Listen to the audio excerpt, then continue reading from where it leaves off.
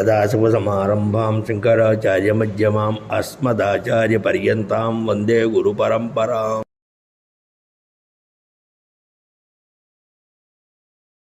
నారదుల వారు నారాయణ గంధమాదన పర్వతంలో నరనారాయణలో నారాయణుడికి చెప్తున్న భాష. నేనేం మాట్లాడేది అక్కడ ఉన్న మాట్లాడేది. స్త్రైణాశ్చ నిందకాశ్చంతి సర్వధర్మ బహిష్కృత. అనేక మంది స్త్రీలను ద్వేషించేవాడు, నిందించేటువంటి వాడు, ఎందుకంటే అసలు ఇన్ని మాటలు సర్వధర్మ బహిష్కృత. ఏ ధర్మాన్ని ఎవరు పాటించట్లేదు. దుష్వాతాన్ మలినాన్ సర్వాన్ చింతేష మే సమాగత. ఆ విధమైన మలినమైపోయి మానవ జన్మెత్తాము, ఇన్ని దుర్మార్గమైన పనులు చేస్తున్నాము, రేపొద్దున మనం ఎన్ని నరకయాత్రలు అనుభవించాలో అనేటువంటి భావన లేకుండా ఉన్న జనాన్ని చూసి నాకు భయం కలిగిందండి, నాకు వణుకొచ్చిందండి. కానీ వాళ్ళు ఆ విధంగా తెలియకుండా పాపాలు చేస్తున్న దుర్మార్గులు పాపిష్టి వాడు ఉద్ధరించబడ్డానికి మార్గం ఏమైనా ఉందా అని నారద వారు మన కోసం ప్రశ్న వేశారు. అక్కడ మనం ఏమంటా, నేను అడిగావా అంటాం మనమైతే. కానీ నేను అడిగావా, ఏమైనా కష్టపడుతున్నాను చెప్పావా మీకు? అవునమ్మా అంటే బయలుదేరొచ్చా, నీకు పని పాట లేదు, చెడలేదు, పిల్లలు లేదు, కుటుంబాలు లేవు, ఏమీ లేవు, చివరి ఇల్లు కూడా లేదు. ఎప్పుడప్పుడు నాకు ఇల్లు ఉంది నారద వారి నడ్డు వస్తామా, శాపాలు సరిపోలేదు, మళ్ళా బయలుదేరొచ్చాం.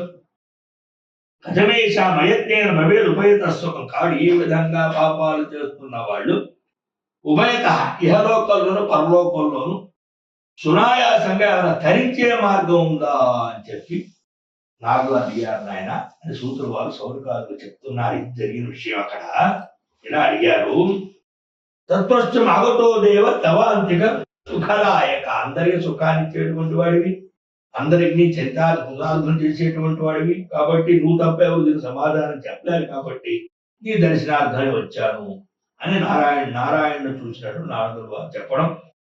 తద్బ్రూహి సుగమోపాయం సర్వ పాప వినాశనం. కాబట్టి సమస్తమైనటువంటి పాపాలను వినాశనం చేసేటువంటి సులభోపాయాన్ని చెప్పండి.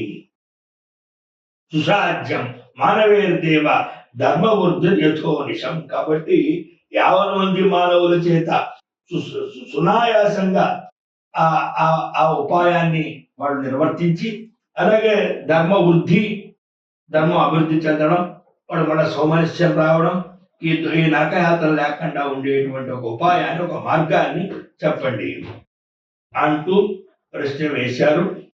ఇది కౌశిక సంహితాయాం భాగవత మహాత్మ్య ప్రథమోధ్యాయ. నారాయణ వాచ. ఇలా ప్రశ్న 2వ అధ్యాయం ప్రారంభమవుతోంది. శృణాద యత్నేన వదామి హితకారకం. నాయన నువ్వు అడిగావు కాబట్టి యావత్ ప్రజానికానికి 84 లక్షల జీవరాశులకి ఆనందం కలిగే విషయం చెప్తాను. ఒక్కరు అడిగిన మానవులకే కాదు, 80 లక్షల జీవరాశులు.